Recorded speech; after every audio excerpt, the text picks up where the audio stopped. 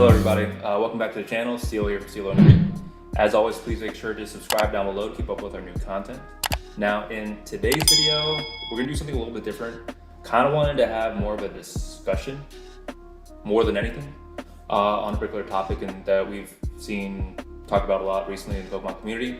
And that topic is reprints. As many of you know, there have been a lot more reprints than in recent memory.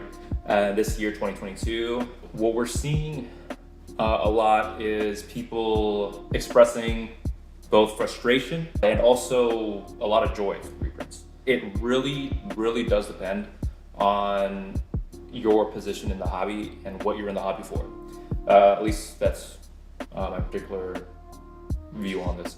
So, for example, if you're in the hobby solely from an investor standpoint and from an investment perspective, additional reprints, increased supply is going to lower the demand and thus lower the price of your product that you have. You're basically going to be losing money. However, if you're in the hobby solely from a player perspective, from enjoying and actually playing the TCG, I guess either physically or even online, utilizing the code cards. By the way, we give code cards away like all the time with our openings, just a heads up. If that's your, I guess, involvement in the hobby, then this, I don't see how this could be bad in any way. More product means more availability, means more affordable prices for you, for other people in the hobby as well. I know some of my friends have been more interested in actually playing and they've enjoyed it. Might give it a shot one day. Have not just yet, but who knows. But for now, I consider myself a collector. So from a personal perspective, I love the reprints. I love the idea of reprints. I love the fact that Pokemon has been printing so many products. I believe it was 9 billion cards that were printed from 2020 to 2022, which is a quarter of all Pokemon cards that have ever been printed. Just ever. That's a lot of cards. Now, we wanted to, again, get some kind of perspective from the community and everything. We went ahead and put out a poll on our Twitter. By the time of recording, in less than 24 hours, we got over 400 responses.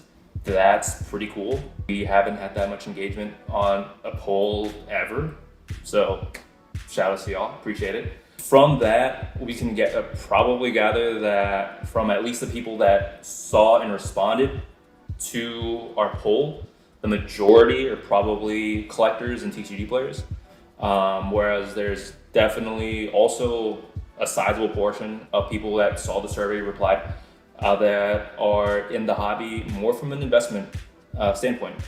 To be quite honest, I'm pretty sure that if we had like posed something like this maybe like 4 or 5 years ago, I think pretty much everyone would have said that this was good for the hobby. So I want to pull up a couple of just screenshots that I was able to grab from Danny Phantump's recent video. Let's see.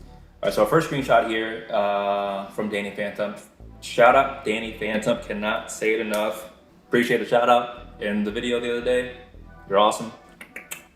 But here we have a screenshot showing the market price and the volatility and changes for Vivid Voltage and Darkness Ablaze, the ETBs at least. So as we can see, what is this? In just the past 6 months, both of these ETBs have gone from pretty well-ish over $100 down to like below MSRP. The last year, I would go out to Targets at like 5 in the morning and wait in line on like Friday mornings or whenever they had the restocks or whatever. And I would just wait and try to get at least one Vivid Voltage ETB just to open. Never got one. And I refused to pay scour prices for it. So the fact that we were finally able to get one for like MSRP this year, just perfection. Now, We're gonna go to another screenshot here of a recent reprint. Evolving Skies prices are absurd, but currently, as of like right now, it is like impossible to find Evolving Skies ETB for MSRP. You have to pay at least like 1.5 times the amount, roughly. Booster boxes just almost hit like $200. So I'm pretty sure some places even sold the booster boxes for like $200 or even more. Ridiculous, crazy, I know. And then the actual like market price for the cards, like the individual singles, like the VMAXs, freaking insane. The fact that these are being printed makes me so happy. You'll have no idea, because this set is so dope. A lot of people consider it the best set in Sword and Shield. Now, I mean, it's all preference, but yo, there are some bangers. There are some straight bangers in Evolving Skies. One of the biggest bangers and one of the most expensive cards, I think it's the second most expensive card in the entire set, is this one right here. And I'm gonna show it in the video, but I'm also gonna go ahead and just put an actual picture up here for you guys. Shout out to PokeMinh. Min is the creator of the case that we have this card in right now. Y'all, we're gonna throw up his info right here for anyone interested, and put his info in the description as well.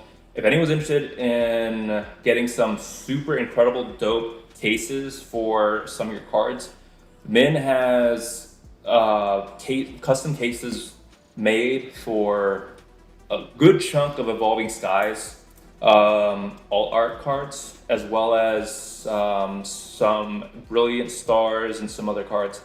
And we're so happy that we were able to even get this card. We never pulled this. We won this in a freaking giveaway, which is the craziest giveaway. Another random shout out to KingVidal. Vidal is a streamer from the UK. He's literally one of the most giving people probably in the Pokemon community.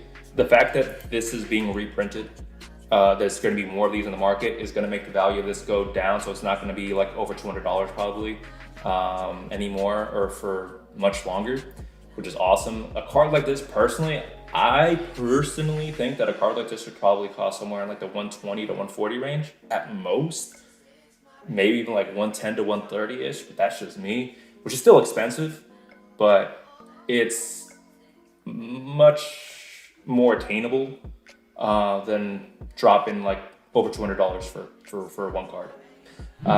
So that's going to conclude this video. As always, if you enjoyed the video, please consider giving it a like, as it does help the channel. If y'all notice, I'm wearing some gym badges on this hat. It has to do with a Nuzlocke challenge that I haven't really been able to continue as of lately, but hopefully one day we'll get back into it. We are now on Etsy, and if anyone's interested in getting some Stilo and Kree merch, we'll probably be starting to link the Etsy shop down in the description, so definitely check that out. Feel free to. That'll be great and awesome. We appreciate any support. Shout out to our first buyer, Juice Profit. You are the homie.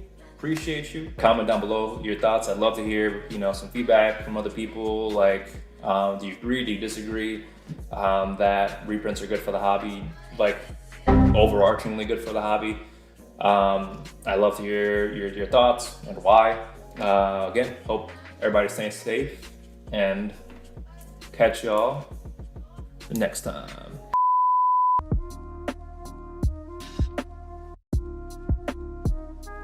Good times hanging in a trail line. Something like that. Hanging in a trail line.